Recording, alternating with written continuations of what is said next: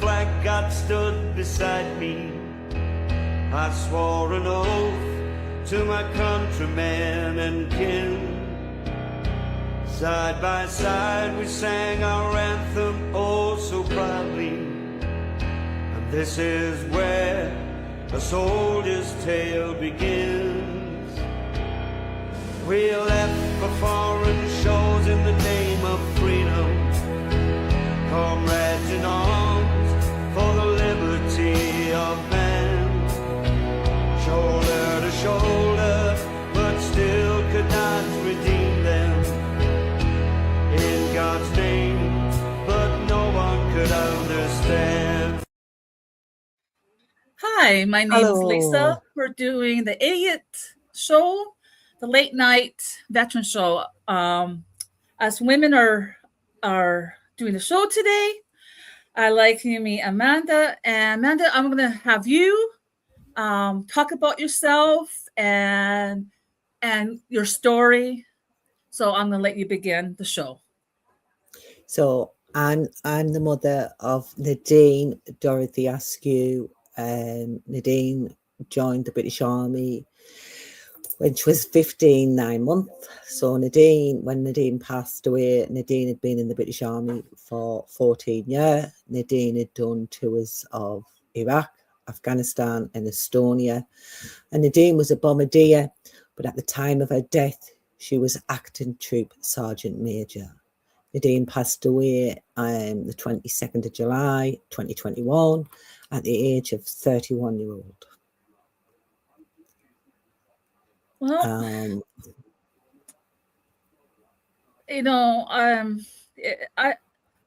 I've never done a show before. I'm usually the producer behind the scenes, so you guys have to have patience with me.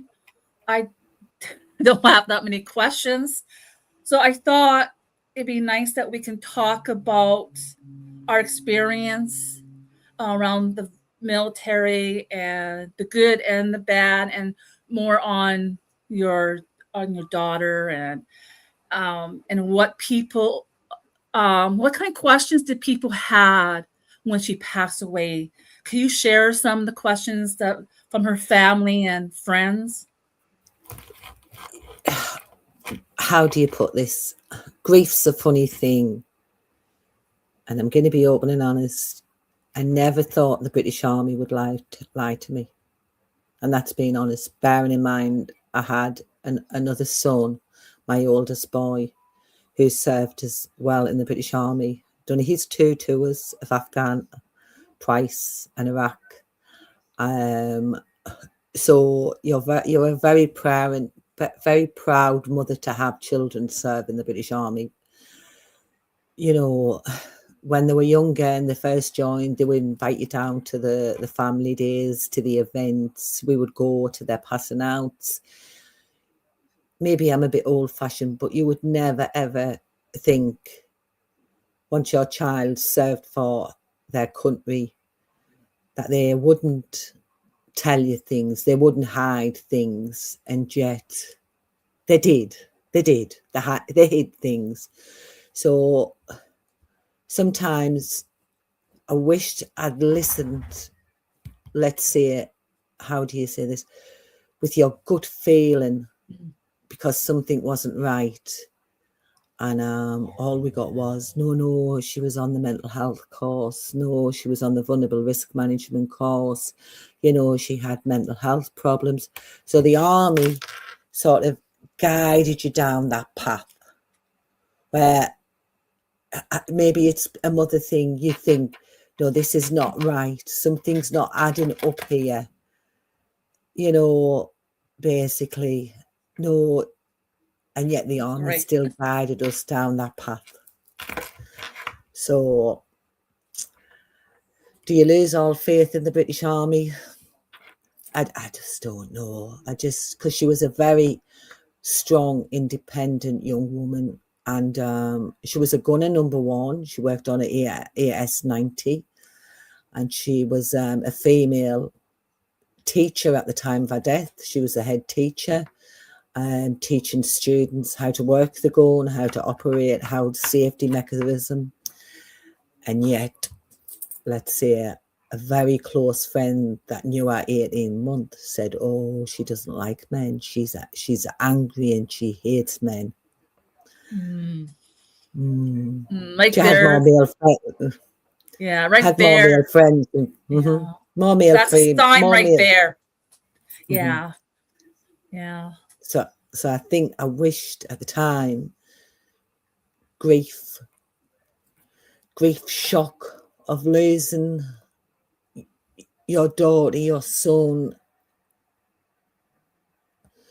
You just can't believe certain aspects, that they're telling you, and you're like, well, she never showed any signs when she came home. She was always happy-go-lucky, an outdoor child from her younger days. As she got older, she got herself a camper van and went wild camping with her lovely little dog, Sasha, that she rescued from the killing pounds in Spain. She had a big motorbike. She just passed our motorbike test in the May. Life was good. She was a fabulous soldier, a fabulous soldier. By just reading our work reports, absolutely amazing soldier. Wasn't afraid to voice her opinions to any rank if they weren't doing the job properly, or if put anybody in danger. She would voice her opinions and say, "No, this is wrong." Yeah. Okay, right there. Yeah, in the military. Um, um, it's not only just the military, even nurses. My mom used to be a nurse, and you stay quiet. You don't talk. You don't step out of line. If you do, you're not going to have a career anymore. I don't know if that's still happening in Canada or in any part of the world at this time, but in the 80s, even as a student, if you step out of line, that student won't graduate. But yeah, right there, I like her. She reminds me of all I the mean, past. she went on exercise a few times in Canada. She got on great with with the guys out in Canada. I got a fabulous letter off a guy when she came back from Afghan, and said what an amazing female she was, female soldier. She should easily climb the ranks. She was better than half of the men that he had with him. She was always there. She was always protective, because when she went out to Afghan, she went out with to be a female searcher with a group of guys that were out there on tour. So she'd gone out as a female searcher, and she was tiny. She was about 5'5", and she weighed about 67 kilos. She was Oh, tiny. And yet, yeah. you see in some of her photos, she's got a rucksack on, everything. She wasn't afraid to let's say, as we say, get mucked in, to do her job and to help others. She wasn't afraid to do that, at the end of the day. But she did go out to Afghan as a female searcher. Yeah. Um, yeah, my husband was a little bit a troublemaker too in the military. He, but we found out years later, there was a general high up that was to argue. So I used to shake my head and say, how did you get away, doing the little things you did, right? But he always wanted to protect people, and he still does. He if he would have met your daughter, he would make sure she was protected. He'll be like her big brother.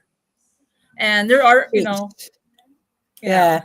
I mean, a lot of guys had said to me, well, especially one guy, he said, I have many a brother in the British Army, but very few and far a sister in the British Army. Because they say brothers, don't they? He's my brother in the army, but he said, I have very few far sisters in the army. And he said, I class Nadine as an army sister.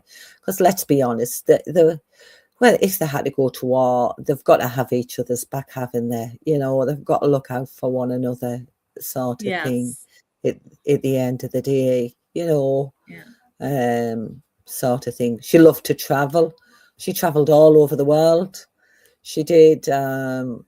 She went everywhere. She travelled over Europe, and our dog went with her when she travelled to Europe. Sasha, a Spanish little hound.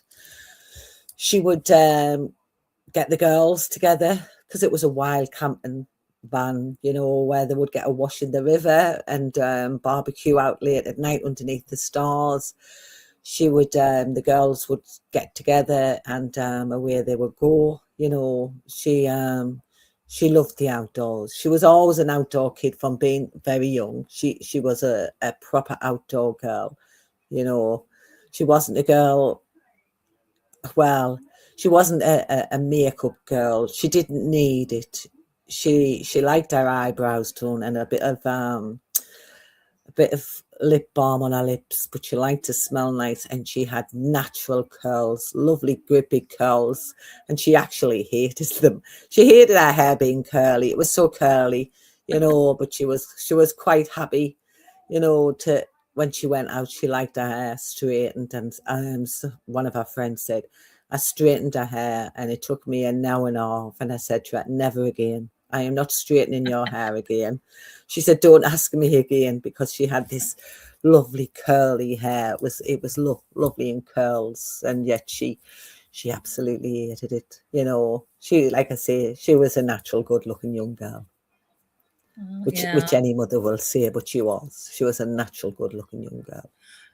So she was like me when I was growing up. I was a tomboy, but at the same time, I wanted to be feminine at the same time in different. No, if I want to do my sports, I'm one person. I have a personality there, and then when I want to go out, I had a different personality there. But I was mainly on the farm, working, picking rocks, feeding 500 sows, and picking up bales and throwing them with no problem. I was stronger than the town boys. So at the same time, you know, I think she and I would have got along great. I couldn't have children, so I didn't have the opportunity. But I always, like, if someone's in trouble or child's in trouble, I'm always there for them. So people know that. So like one church is, I always give Mother Day cards or Mother Day's gifts. And I said one time, the first time someone gave me something, I said, I'm not a mother. Oh, no, you're our mother. And I said, what do you mean? Well, when we do something wrong, you bawl us out. When we do something right, you praise us. You're always giving us advice, and you always take time to listen to us. And that is what makes a mother. So you're our mother. So I'm the ward of the mother of this whole ward kind of thing. And you know, and I'm a cell that way, you know. But yeah, I think I would have loved to have met her.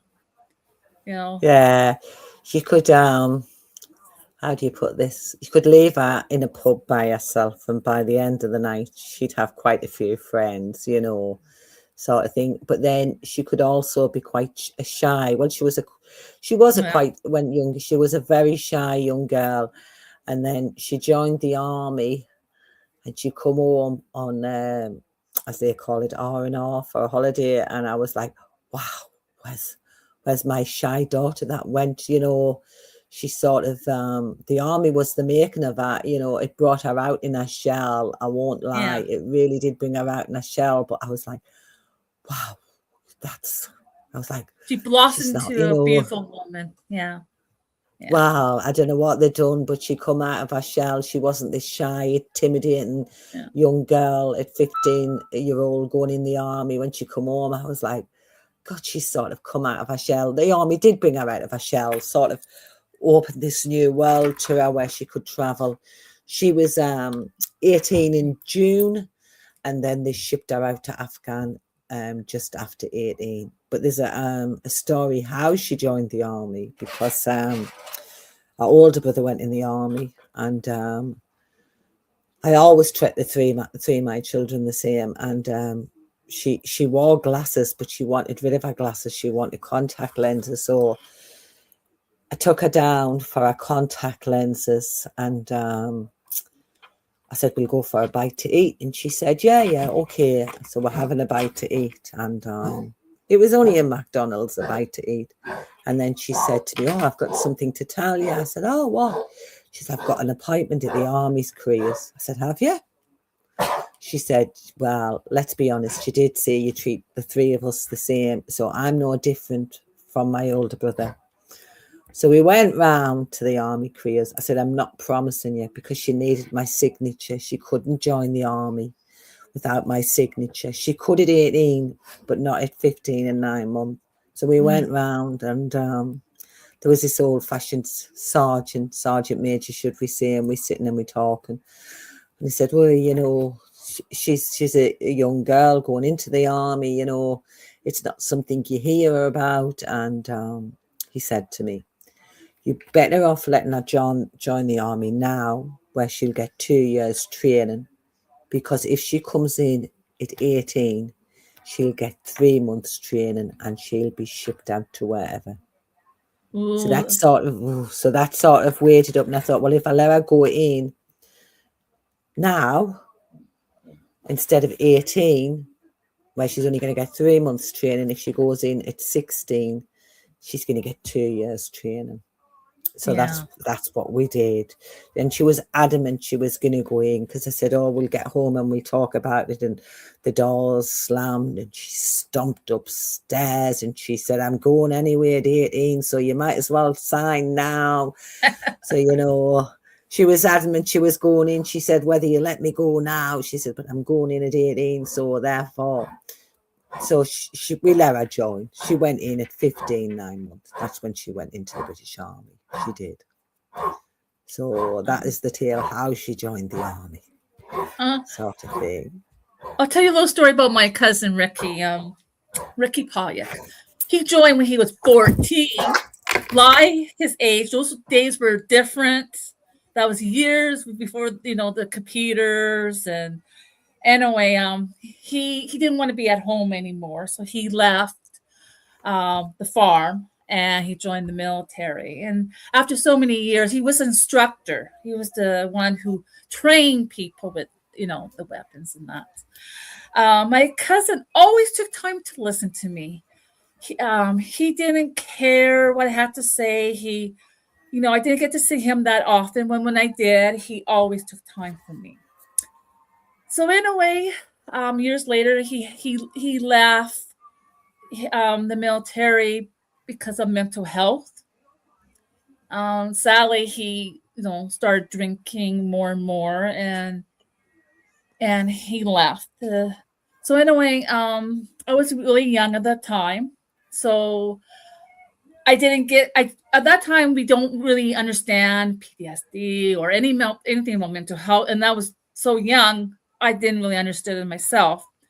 But even then, he took time for me, and when he committed suicide, I just didn't feel right. Like, why would he commit suicide? And later on, when I got married, I married my husband, and my husband wrote a book, and he was writing little poetry. He wrote a book that was, you know, copywritten, and the family abandoned us.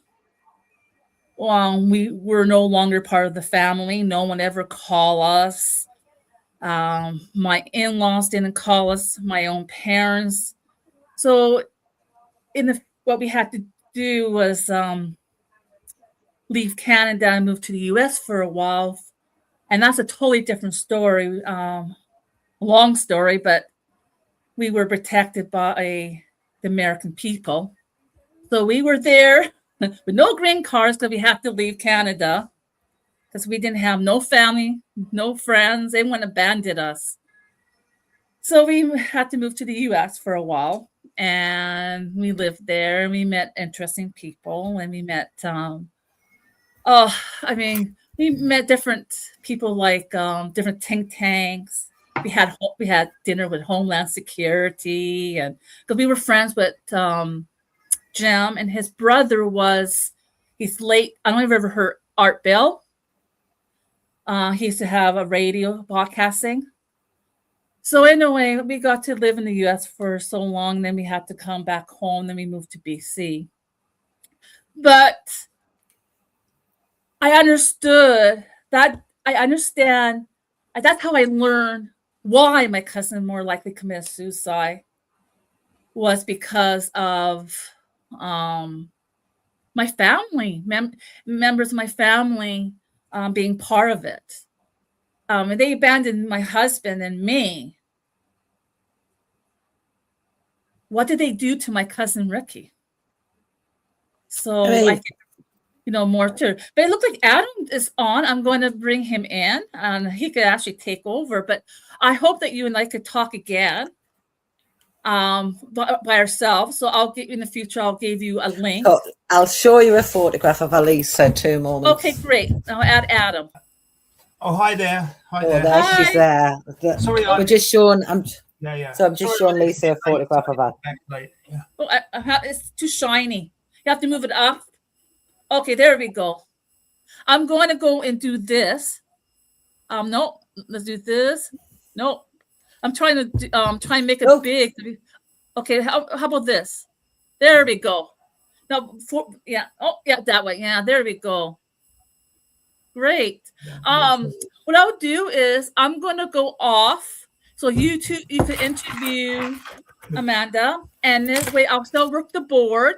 Also, I'm going to be I have a clip here from Reginald for one of his poems. This poem, he did it last night, and he worked on it today as a gift for the show. So when you want to take a few minutes break, you say, well, there's a clip coming on, and then I'll put it on for you guys. Okay? Can I'm you going to remove myself. Lovely and I'll to meet you, continue. Lisa. And thank you for coming on. And I'm happy that I met you. You're welcome. And you take care of yourself. And I'll be so here, but you won't see me. Hi there, Amanda. Can you Hello, hear me? Adam. Can you hear me? Yeah, I can hear you. Can you? Can you hear me? Yeah, thanks. Yes, Sorry I was a can. bit late. Sorry, I was a bit late. Yeah, and how are you, may I ask? Since we last spoke, I'm fine. I'm fine, Adam. You have your ups and your downs. It was Nadine's memory on the 22nd of last month. Yeah. So it's the build up to that as well. Our birthday is in June, and then 6 weeks later you have our memory in the following month. So June and July is not a. How long ago it's is 5 it? years just gone. 5 years, yeah. Because I mean, 5 years just gone. 5 years just gone. It's in the studies they reckon the average bereavement process is about 7 years, but it varies. But in your case, because it was an unexpected death, it's probably going to take a bit longer than that. But there'll always be that private place for you and Nadine. In private. I don't think a mother ever gets over the loss of a child. I'll be honest with you.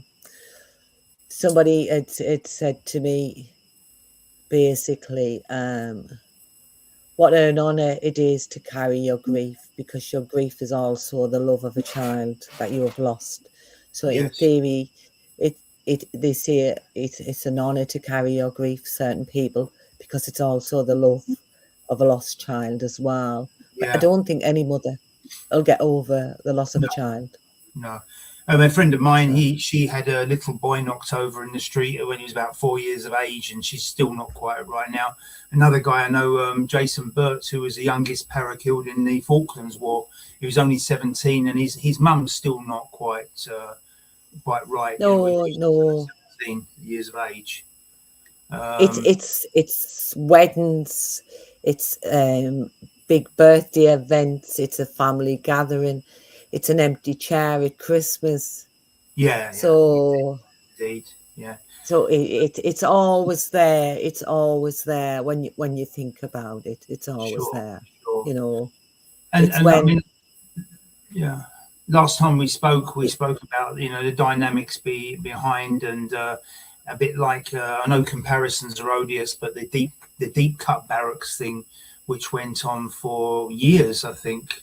Do you remember deep cut barracks? There was a suicide, two deaths, and I don't think the truth ever came out. And the reason for that, I think, is whenever you're dealing with a cult, I use a term cult very, very loosely, the army or the police or a hospital or any institution, there's always going to be the terms that they use on each other aren't going to be. It's like the police, for example. The terminology they use on each other aren't the terminology that you use to the public. There's a number of things that they say to you, like, haven't I seen you here before, mate? Or do you live around here, mate? Or another one with police say, which is slightly provocative to get an aggressive reaction, is get yourself educated. Now, all of these terms I've heard say before. The reason I bring this up, Amanda, is because they're cults, and the terminology they use within the cult is different to what they use on those outside the cult. So when you had the investigation into Amanda's death, there's always going to be people closing ranks, and I think you've also had the terrible frustration of coping with that, and still coping with that. It's Nadine, Adam. I'm Amanda. Nadine, Steph. No, Nadine, sorry. Yeah. Well, I'll give you an incident so when the police done his investigation, he checked the cameras of the guard room. And she come into the guard room, coming into camp, caught on camera by CTV at 8 minutes past 10. Yet everybody said she was still in the pub at 11:15. How can Nadine be in two places, Adam? No. How can she? Yeah. CTV said she come through the guard gate at 8 minutes past 10, them cameras on the guard room. And yet everybody said she was still in the pub at 11:15. She wasn't seen in the pub at 11:15. She was seen coming on to camp at 8 minutes past 10.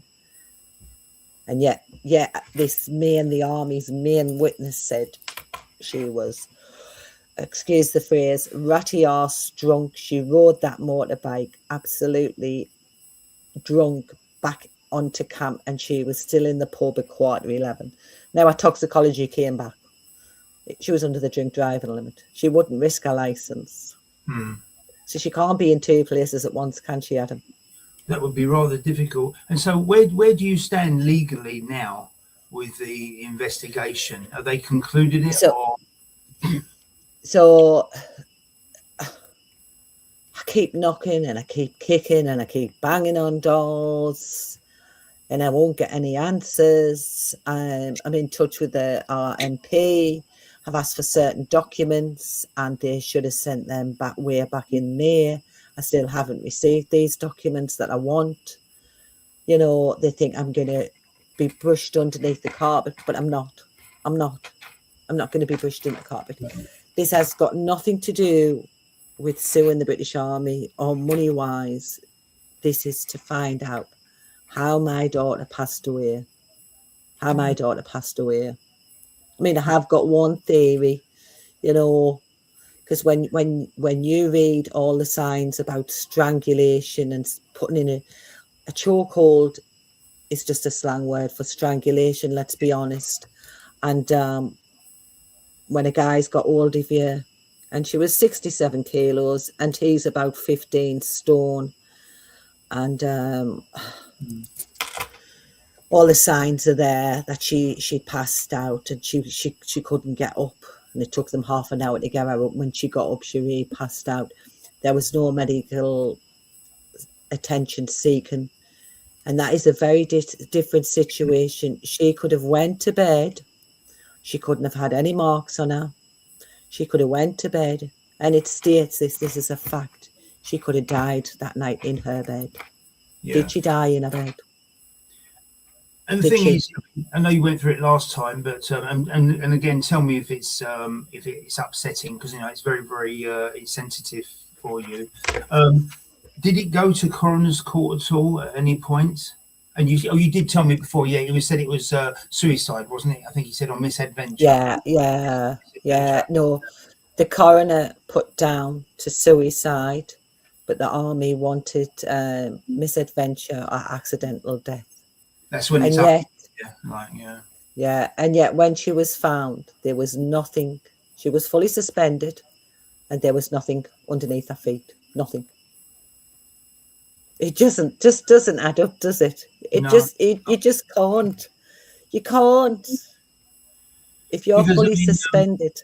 any good lawyer, you know, I'm not a lawyer. I mean, I'm a mental health officer, but I mean, any good would sit down with you and write down what they seem to be the salient points. You know, the salient points, and also any contradiction, like you've highlighted the contradiction of she can't be in two places at the same time.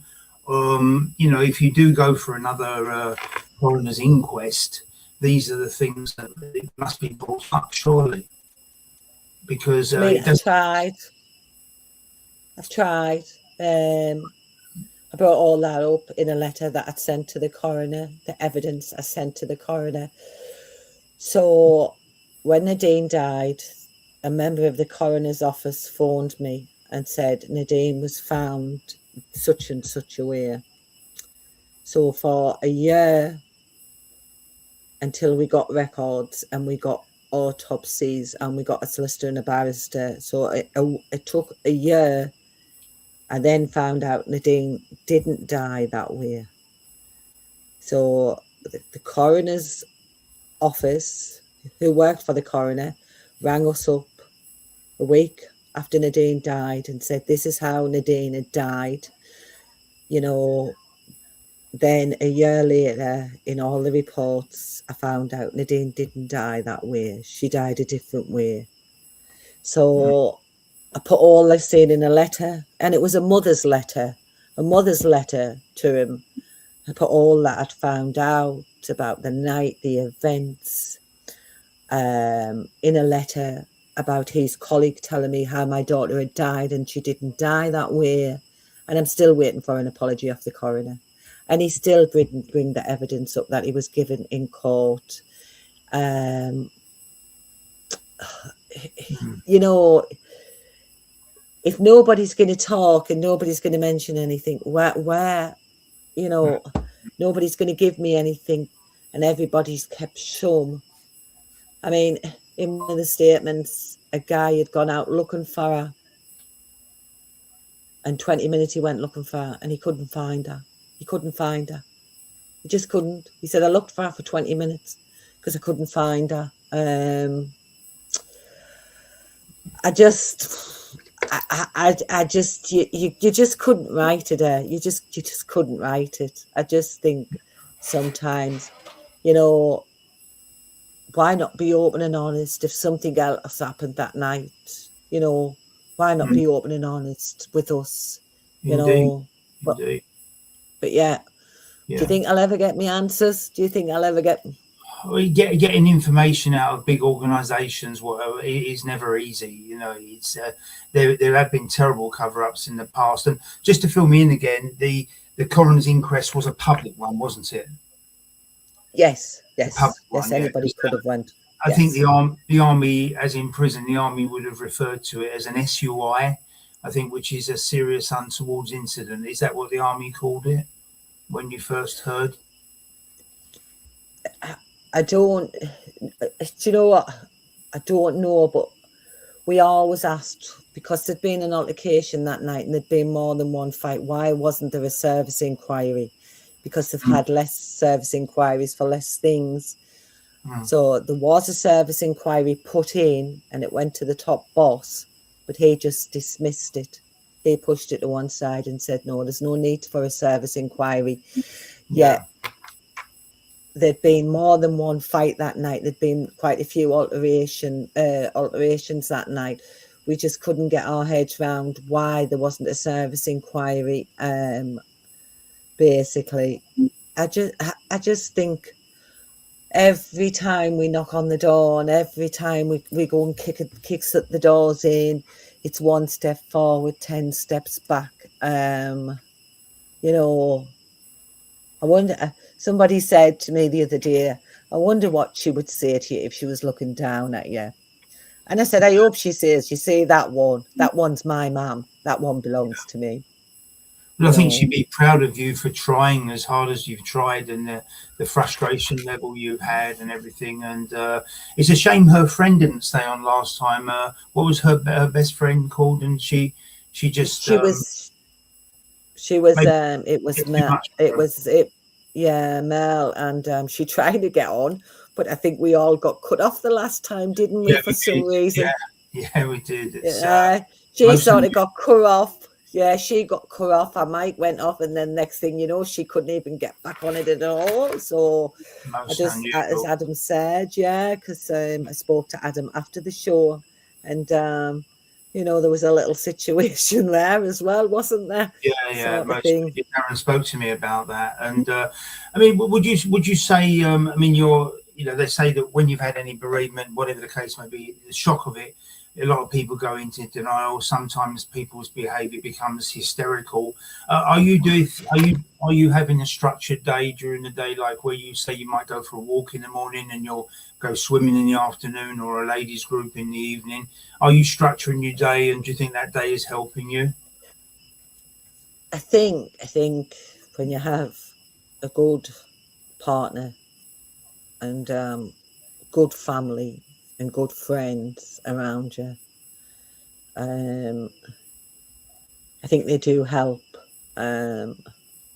because everybody deals with grief differently. Where I'll give you an incident. I've been with my partner 23, 24 years, and before I lost my daughter, we had one major argument. And since I lost my daughter, I think, my God, you need a medal as big as Mattie's clock. But he'll also say you've got to take the good with the bad. It's an old saying in Sunderland, you've got a medal as big as Mattie's clock. Right. I used to like a nice bottle of wine. Could you give me that quotation again, please? I didn't quite hear it. The clock. Have you never heard this? I've met one person from Sunderland, apart from you. I remember when I was at school, I mean, not to digress, but we had one boy. His name was Lawrence, and he came from Sunderland, and he had this accent, and he was really bullied because it was an Essex accent, and they just didn't like him. I don't know why, but it just takes. He's the only other person I met from Sunderland, which is a city. So in Sunderland, they say you need a medal as big as Mattie's clock. Mattie's, and who might Mattie be? It's just an old saying. It's gone on for years. It's gone on for years. It's just a saying. It's a very old saying. You'll probably get somebody in typing this. It's like some friend of mine whose brother died in the World Trade Center. He talks about it regularly, and different circumstances to yours. I mean, when I was in trauma unit, we had guys that lost legs. We had bits of people coming back, and but we always knew how many people were there. But with the World Trade Center, his brother, I think, fell out of the window, and there were hundreds of bodies, so it's very, very difficult to ascertain who is who. But poor Chris, he's not going to let it go. Some of the bodies they moved over to Staten Island, so every scene of devastation and death is different. I mean, I imagine at the Battle of Hastings, it must have been just terrible, so it's always different. And my grandfather, when he came back from prison in Germany in the 40s, he brought back a German helmet, and I think there were dead Germans lying everywhere. I mean, it must have been just terrible. So I think the more people that are involved in the devastation, the harder it is. But in your case, it's just one person, but with the other people going around. I think, I think it doesn't just affect myself. It affects my partner, affects our brothers, very close friends, very close colleagues. I was telling Lisa, a guy that joined the army knew our brother really well because he was in the army, and yet when Nadine was transferred over from Germany, because that's where she was in the army when they closed the army barracks down, she went to Royal Artillery, 1st Royal Artillery. So Ross's friend, who we had gone in through the army with and everything, knew him. And he said, "Oh, you're Ross's sister?" And she said, "Yeah." And when Nadine passed, he sent me a message, and he said, "I have many a brother in the army, but fewer sisters. Class your daughter as one of my sisters." Oh, so yeah. which was nice. And it is a world without women. It is a world without women. I mean, it's not just that. Like I say, there's a film called Cross of Iron where there's soldiering is a world without women, basically, you know. And the only women we saw when I was at Catterick was basically a few hookers, really, at the which were always, and I've always respected them because they were always there. I never used them, but I know guys that did. But they were always there for us, and some of them, it wasn't just purely sexual. Some of them, they were there just for someone to talk to, like an agony aunt. We saw the occasional, because there was a rack place just down the road in Catterick, Women's Royal Army Corps, but we never had much to do with them. And the occasional officer who we had to refer to as mum, you know, but very, very rarely did we see a woman, you know. So it puts things into a different perspective. She was a very strong young female soldier. She wasn't afraid to voice her opinions. It didn't matter what rank you were. If she thought you were doing something wrong and endangering other people's lives, then she would voice her opinions. She was very... And then on the other hand, what a softie she was. She was a right old softie as well. You know, there was a guy, he'd been bullied, and he was gay and he'd been bullied, let's say, and she got wind of it, so she'd basically got the other ones, and let's say she pulled ranker. She wasn't afraid to go into their rooms and give them a mouthful and say it stops now, or if it doesn't stop, then you're all going to be in trouble. He was gay and he was in the army. He was gay and he was in the army. The guy who was getting bullied, yes. No, because I mean, it's just unusual because when I was in the army, homosexuality was illegal, and I think they legalised it in 1991. I mean, if you were caught, and I was never caught, no, seriously. If they were caught, they used to put them in Colchester, which was like a military prison. So it changed a lot, obviously, since I was. So she wasn't afraid to voice her opinions. She really wasn't. She wasn't afraid if a soldier, male or female, went to her and had a little problem. She wasn't afraid to go and stick up for that person, let's say. You know, she let's be honest, she wouldn't take any shit. But she was dead soft-hearted, and she'd give anybody anything. That camper van that she had, she lent it out to anybody, as long as they had their insurance, and it came back the same way it did. It was only an old camper van that she went wild outdoors with it, but she took the girls. She went all over Europe with it. She took a dog Sasha with her. She would lend the van out, whether somebody wanted to move a bit of furniture. She would lend the van out. If somebody wanted to borrow it for the weekend, she wasn't doing anything, she'd lend the van out. She wasn't a spiteful kid that way, because she was always taught as well. Always be careful. And I used to say to her, the body has many bones, but the tongue hasn't. So watch what you say, because you can really hurt somebody with the tongue. I would say it to her, the body has many bones, but the tongue hasn't. At the end of the day. But she was a very deep thinker as well.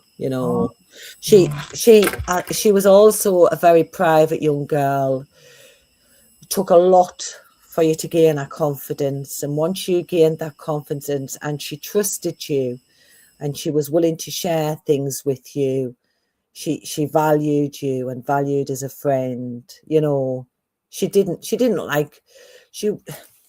Sometimes she could be a closed book, but once you got up into that book, and you knew her, she would share things with you. Somebody had said to me, I've had many a drunken nights with your daughter. And I said, I have only seen my daughter in 31 years drunk. Never seen my daughter. I've only seen her once drunk. Right. What was that? Passing out parade, was it? Drunken? It was, you're not going to believe this. She was 12-year-old. She'd gone out with some girls. She was still at school. And, 12-year-olds, she decided she would smoke a joint and have 2 cans or half a bottle of White Lightning, and she come back and she was ill. Somebody knocked on the front door and ran away and left her on the doorstep. She was only 12 when she done it, and I've never seen her do it again. Wow. 12-year-old. Yeah, and Yeah. because when you're on manoeuvres in the army or on exercises, you do get there's a lot of free time and a lot of time hanging around a bit, a bit like being on a film set and that. And I suppose she took the opportunity to read then, did she? When she was on manoeuvres or going from A to B, where was she posted? Was she posted to Ireland or Germany or Cyprus or anywhere? But when she first went in the army, her first place was Bassingbourn, a training. And then from Bassingbourn, she went over to Germany, Gütersloh. So she spent most of her time over in Gütersloh, and then she came back to the UK in 2000. Well, she came back in 2017, and then she went, because she served in 16th Battery, 26th Regiment, and then she went to the 14th Battery, and she'd done a bit of training there, and then a final place was 1st Royal Artillery. She went to Royal Artillery at Lark Hill, so that was the final place that she went. A lot of experience. Sort of thing. And was it like mixed sex there where she was working with? Yeah. The girls mixed with the boys mixed with the girls. Somebody said to me from our old regiment, this would never have happened in our old regiment. That meaning that our old regiment, this would never have happened. The boys could argue with the girls, or the men could argue with the women, but we would never put our hands on them. We would always look after them, sort of thing. Because I mean, we did have women there, but how can I say, in my regiment, which was bringing small LAD, the guys, obviously being young men, they like women. They sent a girl in, and they thought, well, this is going to be great. We're going to have like a model type, and it turned out this girl was very, very butch and looked more like a man than a woman. I remember someone once saying to me, "It's cruel, but the army can be cruel." I won't mention the name, but I don't know who'll be sleeping with so and so, but it won't be me. I know that. So already people were there thinking about having relationships with her, and how can I say? Once you get relationships forming and you're in a professional situation, that can lead to problems, all sorts of problems, jealousy and bitterness and that. And so from my perspective, I was grateful that most of the time I was with men alone. And I do remember we did exercise a couple of times when we had women with us, and we were talking about going through bushes and always avoiding tripwires, by taking high steps. And one of the girls started crying and all that, and so I'm not being sexist or anything, but the army was different when I was in. It was very sexist and very racist as well. It's just I know, because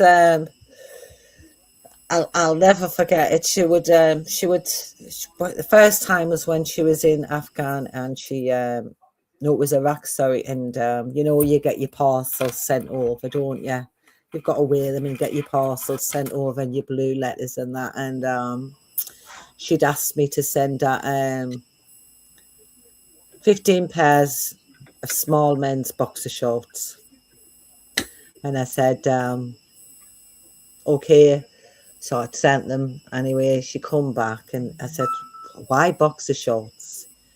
She said, it's a lot easier because when they're done their washing, or when they sent their washing out to be washed, none of their knickers would come back. Somebody would, I don't know who done the washing in Iraq.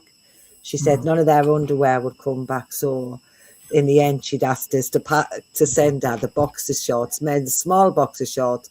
She said, somebody had said to her, all the girls, none of their underwear would come back. So she said to us, will you send us some boxer shorts out? So I sent her some boxer shorts out there.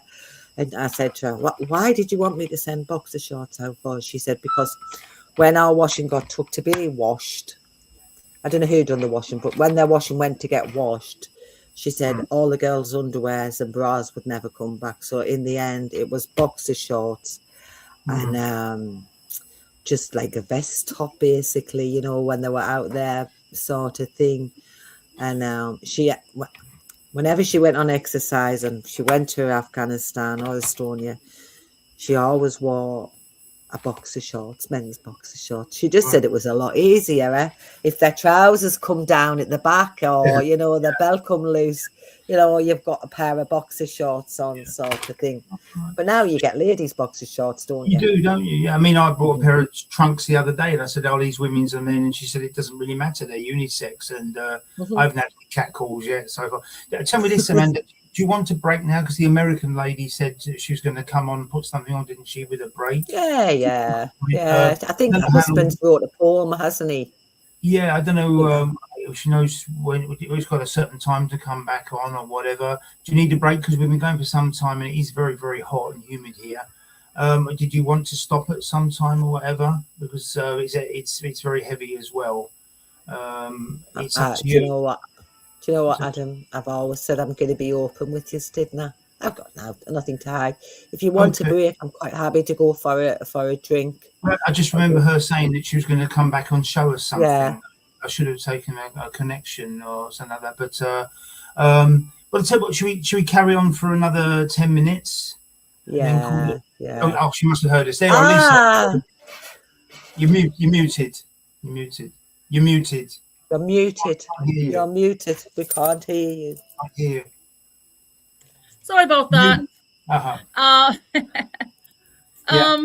going to go along. It's like a few minutes, and then you guys can talk a little bit more, and then the show, you have about 9 minutes left of the show. Okay. Because I mentioned you, Lisa, because did you want to show something or not? Or I'm going to do it right now.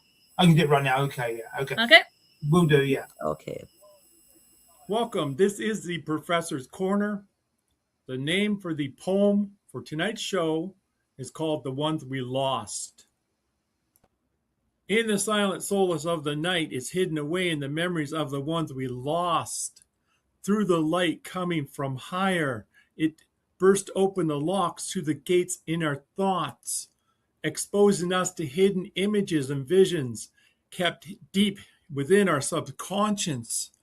Feeling like a wave of crushing pain, these memories tore at our hearts and souls. Examining the reality of life, we question whether we exist here or in another realm in the spectrum of the universe. The fond memories of the lost laughter burst forth like gentle kisses of angels, keeping us nice and toasty on a cold winter day. Each moment with the ones we lost was like a real-life adventure, where they flew in amongst the heroes and giants. While many of us were looking into the spelling of adventure, they sought it through their service to their people, flag, and kingdom.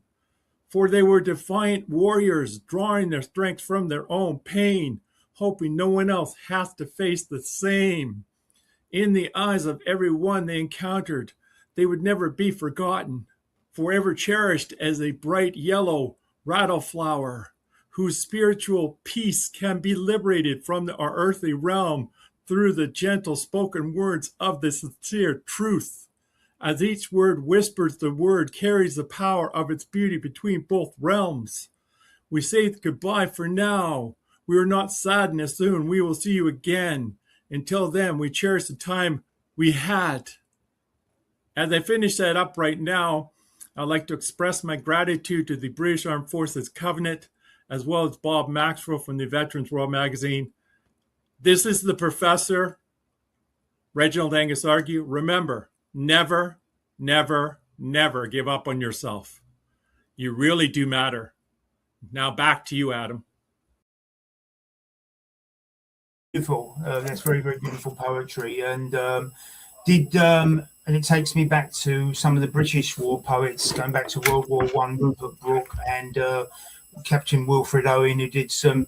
It's amazing. Out of all that devastation and out of all that the horror comes some beauty, and what we heard, I think, was some deep, profound thoughts, philosophical thoughts that comes from some serving soldier. Because and I think part of the logic is, in war you see so much horror that you're craving for something more beautiful. You know, you realise how precious life is. It's often been said that life is never more precious than on the point of death.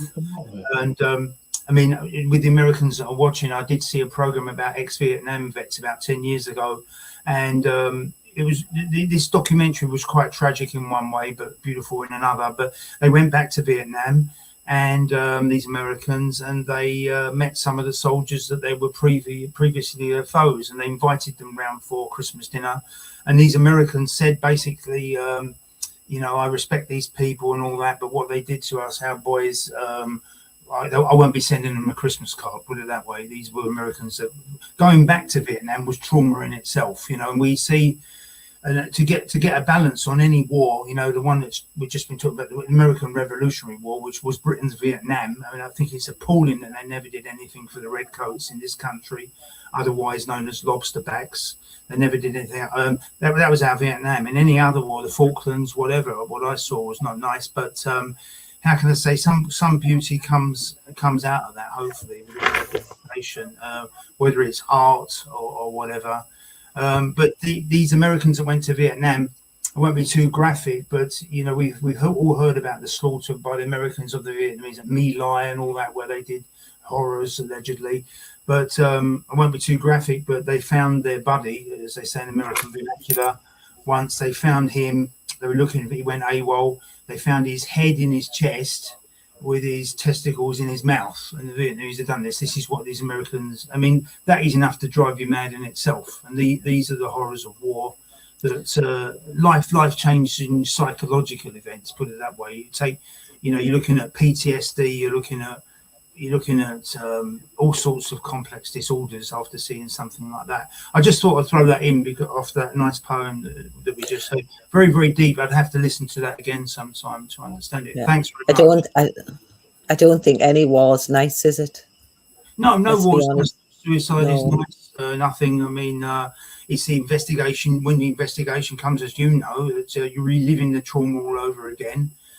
This is PTSD and complex PTSD, and as you know, PTSD wasn't recognised in World War One. I can also say I've now made. How do you put this? I've now made a bunch of new friends who have lost sons and daughters, who you can talk to, who you don't have to burden your family with, who are there, in private text messages, and so I never thought that would happen, but also you never expect. I never expected to lose any of my children. If I did, I always expected them while they were on a tour. I never expected to lose them any other way, And some mothers that have lost their children, whether it be a son or daughter, and you sort of reach out to them and you try to help them along the lines of expect this or expect that, because you've gone through that yourself. And if that helps anybody to know what you're going to deal with and what to ask for, because we didn't know what to ask for, what you want seen, if that's going to help, then that's good as well. Does that make sense? Sure. So the family knows what to ask for, another family knows what they're going to deal with. If they want that little bit of help to help that family to know this is what you should ask for. We asked for this too late. This is what you're going to expect. This is what the army are going to do to you. At the end of the day, they're going to pull your childhood, daughter or son from very young, and they're going to try and say this child comes from a bad parent and this child comes from a bad household. Well, in fact, that child is so loved, and you ask any mother that will give anything to their children, and you will do without. Got a roof over their head, they're well fed, they've got the best stuff. Whether you're Robin Peters or Pierre Paul, this is what the army's going to do. They're going to rake up your past and they're going to drag this from here and drag this from there. And that's wrong. They shouldn't do that. Well, can I say, I mean, it's all very well brutalising young men. I mean, we could do it in prison, but all very well, like you see films like Full Metal Jacket, and I'm sure there's some truth in that. There were psychopaths in the army. I mean, my father was in the Coldstream Guards for 6 years, and there was no Army Welfare Association in the 1950s. You know, you used to do things like spit all over the gates, hit them over the head with a mallet. And the whole idea was to break you and to try and break you. But what these guys didn't realize is when there's a suicide happens, as in jail, you know, because when I worked in jail, you do get what's known as virtue signaling prisoners. You know, you're taking someone from wing to wing, and is Ian Huntley coming in, or is a police officer coming, so we can get the word around to guys to beat him up. This is virtue signaling, and it's not on, because when that guy dies or commits suicide, someone has to answer for the death. Someone has to go to court, and that is someone's son, that is someone's father. And this is why in jail we have the Rehabilitation of Offenders Act in this country, because everyone should be allowed to serve their sentence. And it's the same in the army. Everyone should be able to go through their term of enlistment without getting bullies. And another example, a few years ago, you did have, I think I mentioned, like the Brecon Beacons. There were 2 deaths at the time. These were SAS entrants. The SAS, like the Gurkhas, being the cream of the army. And they died. They died of severe hydration. They were knocking on people's doors. One of them died in hospital the next day. If you brutalize men to that degree, they're going to break beyond repair. So you have to, you know what they say in philosophy, we were talking about philosophy, they say the wise man must know their limitations. The wise man knows his limitations. I think everybody's got a breaking point, haven't they? It doesn't matter how tough you are. Everybody's got a breaking point. And do you know what? You won't believe this. They say it's a man's world, but nothing without a woman in it, don't they? Hey, they do. They say it's a man's world. Yeah, but you said that, yeah. But it's, yeah. She was good at her job, Adam. She was good. Yeah, she was fabulous at her job. Yeah. She was good. Yeah. We even found in documents later on down the line, the army had asked her, because she signed to do her 22-year, the army had asked her, basically, after her 22-year, would she stay on for another 2 years? They were asking her. She was such a good soldier. Another 22 years. So she signed on to do 22 years. Right. She must have done. Yeah. And then she, in her documents that came home, so she signed on to do a full 22 year. Then the army approached her to say, after your 22 years, will you stay on for an extra 2 years? Yeah. They asked her to stay on, you know. She was a humble young lady. She never bragged of her awards, you know. She got best British gunner. Wow. Best British gunner. Yeah, that's great. Yeah, that's great. She got best. And it sounds like she had a mind. Sorry, what was that? Best. She got best British female as well. She's got is it, what is the word I'm looking for, Mal? That's on her back of her wall in her bedroom. What is that? Is it a commendation? Mal, did you get? Was it commendation? She got a commendation. You know, just beggars belief. I mean, the fact that she read philosophy and she did. It sounds like she had a mind of her own, because, as I said, I mentioned groups before, the police and that. Although she was in a group, she had her own interests and she read privately. And that's what I find with a lot of soldiers. We have a mind of our own, and you've got to have a mind of your own in life. Because I mean, I think the attitude when the American Revolutionary, I'll bring that on because I saw a movie the other day, Young Washington. You must see it, about George Washington's early days. He didn't really want to be with the upper crust officers. You know, he was an interesting guy, but founding father of America. You know, but he the redcoats that went there. There's been a number of theories over the years about why they were put in red. And number one was it was the cheapest dye. But when you're camoing up, as your daughter, as Nadine told you, camouflaging is an art. Camouflaging is a science. You don't use too much green. You don't use too much brown. If you've got a darker complexion, you don't use any brown at all. But if you put yourself in red, you might as well join Exit, the Voluntary Euthanasia Society, and put a polythene bag over your head. So those red coat soldiers, the George Washington's Continental Army must have seen him coming from miles away. No wonder we lost America. when you look at that. And that's because they, you know, when they were going over on those massive ships, the ships of the line they were called, which had about 32 cannons on each side, so they could be coming into New York Harbor and they'd show the Americans from a distance. I was hoping that they would show them into submission. One of them should have said to the officer, oh, Sarge, do you think it'd be a good idea if we take this red off and put ourselves in green for a change? We may stand a better chance of survival. So what I'm saying is, it does pay to have a mind of your own, whether you're a soldier or what. You know, it's but to put yourself in red, I think I don't think. I think I think at the end of the day, somebody asked me, would I have changed my mind about going in the army? And my answer would be no.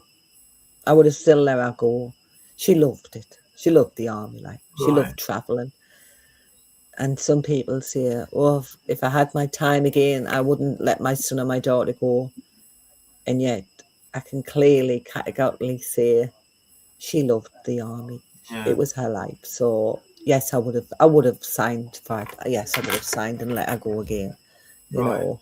I mean, there's guys I know when I left school. I mean, I left school in 1980, but in 1974 they were leaving, and they're still in it now. They love the army life. You know, they wouldn't change it for anything. I mean, I only did 3 years because I knew that I was meant for finer things. I'm only joking. No, seriously, I did 3 years, and I thought there's a possibility I may become a little bit institutionalized here, and. I'm not saying I was a good soldier. I think I did. I think I never had any trouble with it. I was a good soldier, and a lot of the guys that I met, some of them came from pretty bad backgrounds. I mean, detention centres and all that. One guy, he did time in a detention centre. He told me that the army training was worse than 6 months he did in a detention centre. So that will give you an idea of how it was like in the 1980s. Ever seen that film Scum? Yes. Yeah. I mean, it was a bit like that, where they chuck food all over the place and crap, and they'd come back and you get a call with a white glove and go over it like that and see if it was.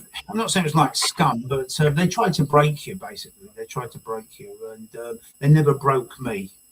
Then they tried. I don't think you'd get away with it this day and age, would you? No way. The things they used to say to us, and I mean, it was highly personal stuff. I mean, if you were of a dark complexion, they would highlight that. I was the tallest person there, so I was called lanky so and so or whatever.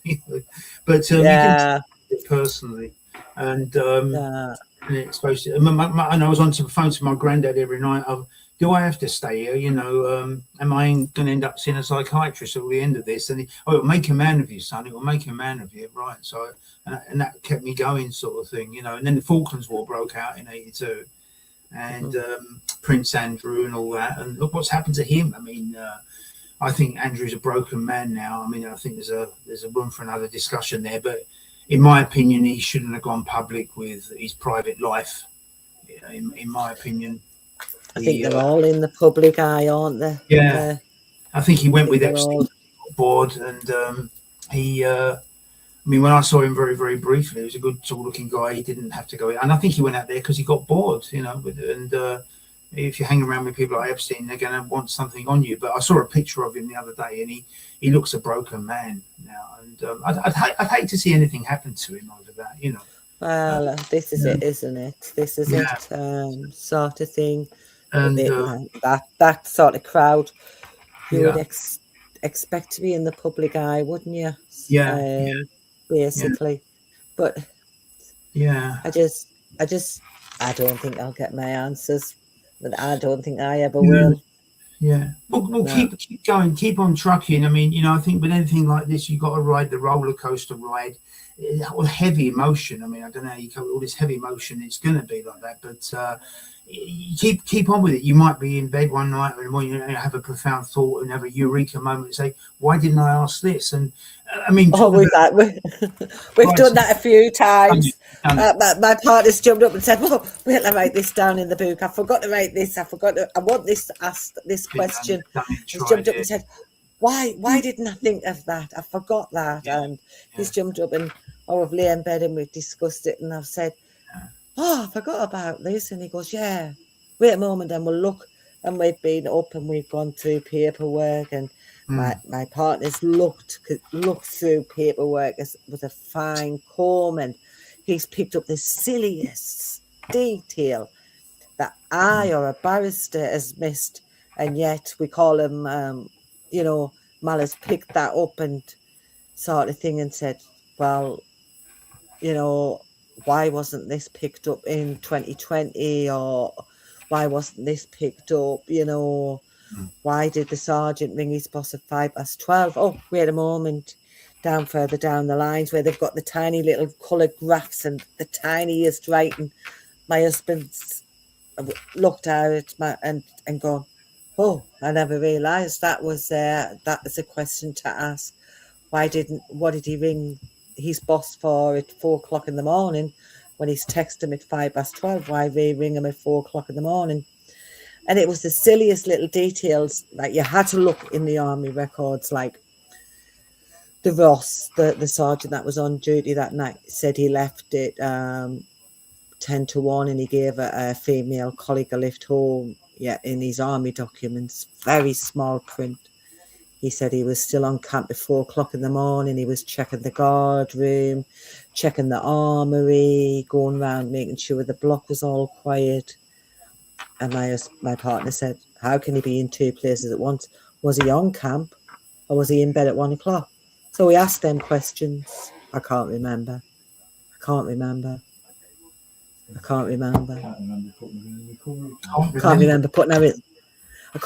putting her in the recovery position where he told his boss, put it in his notebook, put it in his statement the first time. Second statement, can't remember, but I can remember taking my pay stick with me to the pub. You can't remember that you put her in the recovery position? No, I can't remember. You can't remember. It doesn't compute. I hope they put him under intense questioning. I mean, these people he might as well just use his right to silence, really, mightn't he? You're just going to say, can't remember. Has he had a memory, short-term amnesia, or what? Alcohol, or what? I'm so sorry. Can't remember shouting. Yeah, can't remember shouting, let her go, she's not moving. I can't remember me saying that. I'm so sorry, Amanda, for what's happened and everything, but it's great to talk to you again. And I'm sure you as well. Thanks, Lisa. Sorry I was late. Thanks for hosting, and it's been great to talk to you, man. I wish I could do more. I only wish I could do more. Maybe writing down after that beautiful poem we heard. You could write things down. I'm sure you tried all this for your own mental health, like for your own stability. This may be beneficial. But nice meeting you. I think sometimes, Adam, you've got to take a step back. For all she's my daughter, you've got to take a step back and sort of distance yourself from that bit and look at the evidence. How do you say this? For all she's my daughter and she's loved to bits and she's missed so much, you've got to take a step back and you've got to look at that evidence as if she's not my daughter, because otherwise I think you would lose the plot. I really do think you could lose the plot and think because there has been meltdowns, there has been days where, you don't want to get up and you don't want to face the world. But I do think sometimes you take a step back, because if you don't, then you're going to have foggy glasses on and you're not going to see everything in the clear light of day. I don't know if that makes sense. Well, it does, because I think you're showing a lot of introspection there. You're showing personal introspection. You're saying to yourself, this can go so far and no further. It comes down to understanding one's limitations again. And I think that's what you're doing there. And I think that shows a lot of introspection. And I think that's very admirable of you to say that. Yeah, indeed. It's lovely meeting you, Lisa. Well, it's nice meeting you too. And I really enjoy watching this. Right. And I do have one comment. My husband and I have gone through a lot in this world. We be involved in the media world. We behind the scenes. We made a lot of changes in politics. The secret is never keep quiet. Tell your stories. Even if it's the military, the police, the nurses, doctors, family. Family is not blood people. Family is people who are there for good and bad. We are lucky if some our blood is family, like you are with your daughter. But I want to say that family is people who are there for good and bad times, and they give you support. So I want to thank everyone out there who be on my husband's side, next to him all these years since 2001, when all our life went upside down. And I'm talking to the American people and who protected us when we were down there. My husband is a Canadian peacekeeper. And I want to say that to heal, you have to open up. You got to tell your story. Doesn't matter what your story is. To heal, doesn't matter how rich you are, how poor you are, doesn't matter who you are. You have to talk. And for people who are spouses, you have to talk too. The children need to talk. We have to communicate and tell others, even how hard it is. And even it takes 20 to 40, 50 years. It takes you. Don't stop. Keep on going and speak, because silence kills. Silence Silence kills. kills. Okay, Right. that's why we have to speak, so that we can help each other. Because if you don't speak out, how can we help you? There's a group of people out there are selfish. They don't care about each other. The only thing they want is money, money, money. They make money off us and they don't care. And there are others, money, can't take money with us when we die. So speak. We have Don't an stop the old-fashioned fight. saying. We have an old-fashioned saying in this world, in this part of this country, and we say, and Adam will confirm this: you come into this world with nothing, and you'll leave this world with nothing. What Yeah. you make in between that is your legacy. Yes. For people later on in life, what they think of you. In other Yeah. words, it's life after birth. It's life after birth that matters. So I hope my daughter left a good legacy. Yes, when and she we will left this remember world. her, and that's the most important of these YouTubes, that we can remember the people that we lost and remember the people who have fought. You know. Yeah. But anyway, I'd like to thank you guys Thank you. Thank you. for speaking and talking, because you're helping other people. I wish Facebook was working, so we lost a lot of people. But you could show this to other people, because people need to see this video, because you guys, your stories needs to be out, so other people can share their stories. And above all, you know what, Lisa and Amanda, never think it won't happen to you. Never think it won't happen Because to it you. does. Never think you Yes, it won't be does. in this situation. You've got some sort of special immunity or something, because you haven't. You know, No. But I tell you something. When we are in trouble, or when things do happen, it's incredible how many new people come in your life. You know, and they're the ones who become your family. It's surprising how many leaves your life as well, mind. Yeah. It's surprising how many. When there's a grief or a family, you have lost somebody, you'd be surprised how many you lose a family and how many you realise. I've got friends, and I've had friends for 20 odd years, and I haven't got many friends, but I class them as very close friends. I class them as a sister. They're very close friends that I've had. They're not something that I don't go from one friendship to another. You know, we're quite a private family. We don't broadcast anything. We never broadcasted Nadine's death when she died, you know, sort of thing. So I've got like I say, I've got a good partner. I've got very close friends, you know, friends that I've had for years. But my best friend is Malcolm, my partner, my best friend. I can call him and I can fight with him, but I wouldn't let anybody else do it. That is my best friend.